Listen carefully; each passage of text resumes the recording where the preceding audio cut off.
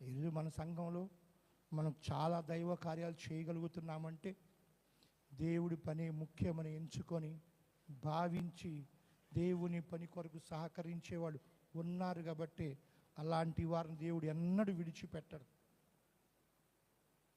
కొంతమంది దేవుడి పని అనగా తలకాయ ఉంచి పక్క చూపులు చూసి నేల చూపులు చూసి వెళ్ళిపోయి, అది పొట్టు ఎడితిరిగి అక్కడ ఉండదు.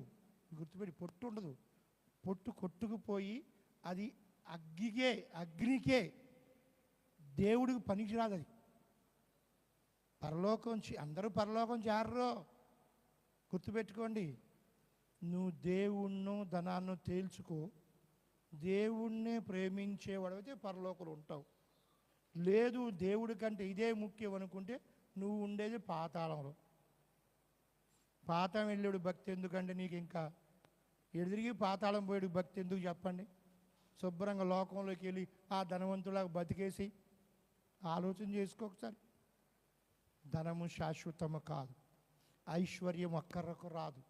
పరలోకం చేర్చేది డబ్బు కాదు, పరలోకం సంపద కాదు, పరలోకం చేర్చేది దేవుడు. ఎవడు దైవ కార్యాలు చేస్తాడు, ఎవడు దైవ చిత్తంలో బ్రతుకుతాడు, ఎవడు దైవ భయంలో బ్రతుకుతాడు, ఎవడు దైవ చిత్తాన్ని నెరవేరుస్తాడు, ఎవరు దైవ ఆజ్ఞను పాటిస్తారు, ఎవరు దేవుని కోసం ముందుకు వస్తారు, వారి కోసమే దేవుడు ఉంటాడు. గుర్తుపెట్టుకోండి.